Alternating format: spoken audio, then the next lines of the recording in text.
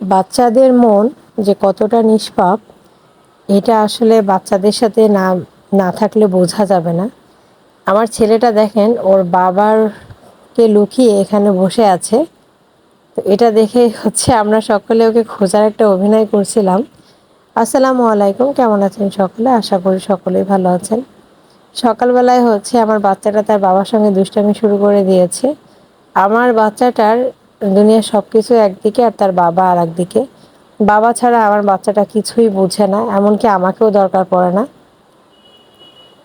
একটু লুকোচুরি খেলছিল আমার বাচ্চাটার বাবার সঙ্গে, তারপরে আমরা ওকে ধরে ফেললাম আর একটু ভিডিও করলাম আপনাদের সঙ্গে শেয়ার করার জন্য। এখানে একটা বন রুটি দেখতে পাচ্ছেন। এই রুটিটা এত সফট ছিল কারণ এটা মাত্রই বেকারি থেকে এনে দোকানে দিয়ে গিয়েছে, সেটাই আমার হাজব্যান্ড নিয়ে আসলো। আমি মাঝে মধ্যে আমার বাচ্চার যে নাস্তাটা থাকে সকালে সেটা একটু চেঞ্জ করে দেই, কারণ একঘেয়েমি খাবার কারোরই ভালো লাগে না, যেমন বড় মানুষেরও লাগে না, ছোট মানুষের তো আরও লাগে না। ওদের রুচির একটু চেঞ্জের বিষয় আছে, মাঝে মধ্যে একটু চেঞ্জ করে ওদের খাবার দিতে হয়। তার জন্য আজকে আমি ওকে এই বনরুটির সঙ্গে চা দুধ সরি চা দুধ ভিজিয়ে দিয়েছি দুধের সঙ্গে। রুটিটা খেতে এতটাই মজা ছিল যে আমার ছেলে প্রায় পাশ থেকে অল্প একটু নিজেই ছিঁড়ে খেয়ে নিয়েছে, কোনো কিছু ছাড়া। তো এখন বলছিলাম যে আব্বু নেও। ও এভাবে আসলে খেতেই চায় না দুধের সঙ্গে রুটি, তারপর আমি ওকে জোর করে দিচ্ছিলাম।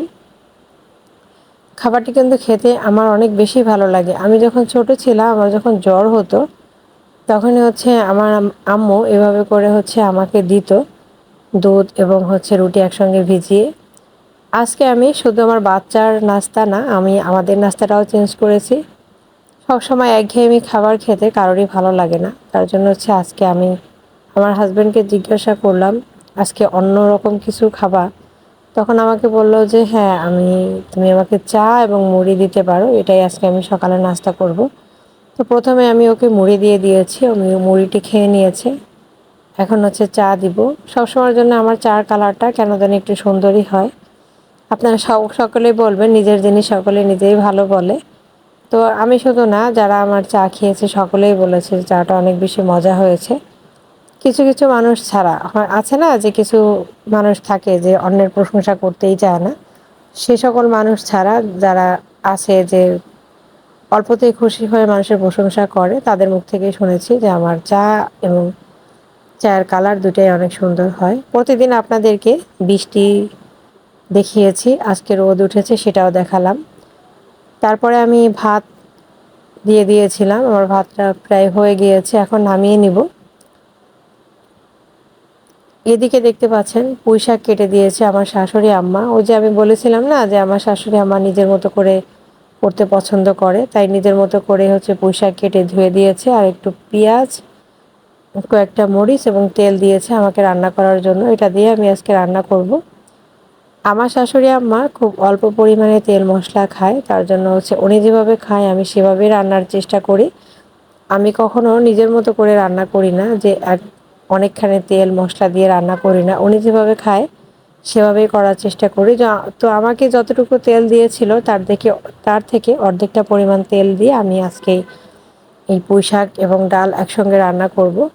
প্রথমে আমাকে বলেছিল যে শুধু পুঁই শাকটা ভাজি করতে, পরে আমি দেখলাম যে শুধু পুঁই শাক যদি আমি ভাজি করতে চাই সেক্ষেত্রে আমার যেটা হবে, আমার একটু কম কম হয়ে যাবে, মানে টান টান অবস্থা হয়ে যাবে।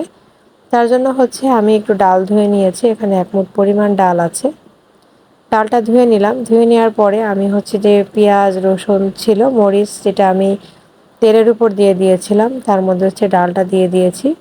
একটু ভাজা হয়ে গেলে আমি এর মধ্যে পুঁই শাকও দিয়ে দিব। আপনারা যদি কেউ এভাবে রান্না করে খেয়ে না থাকেন, অবশ্যই একবার হলেও ট্রাই করবেন, দেখবেন যে এটা খেতে কতটা মজা। এতটাই মজা লাগে যে শুধু এটা দিয়েই অনেকগুলো ভাত খাওয়া যায়, আর কোনো তরকারির প্রয়োজন পড়ে না। যেমন আমার কাছে এই খাবারটি খেতে ভীষণ মজা লাগে এবং আমি এটা খেতেও অনেকটা পছন্দ করি।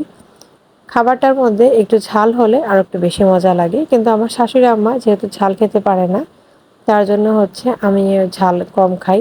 তো ঝাল কম খেতে খেতে একরকম একটা অভ্যাসই হয়ে গেছে। দেখতে পাচ্ছেন এটা কিন্তু রান্না হয়ে গেছে, কতটা সুন্দর লাগছে না দেখতে। এটা রান্নার পদ্ধতি কিন্তু একদমই সোজা। কোনো রকম মশলা দিয়ে একটু ভেজে পানি দিয়ে দিলেই হয়ে যাবে। পরিমাণ মতো পানি দিয়ে দিবেন। খুব বেশি পানি হলে অনেকক্ষণ সময় লাগবে রান্না করতে। আমি ১ম এ আমার শাশুড়ি আম্মার জন্য তরকারি উঠাচ্ছি। এটা আমি সবসময় করে থাকি। আমি যা রান্না করি আগে আমার শাশুড়ি আম্মার জন্য উঠিয়ে পরে আমাদের জন্য রাখি।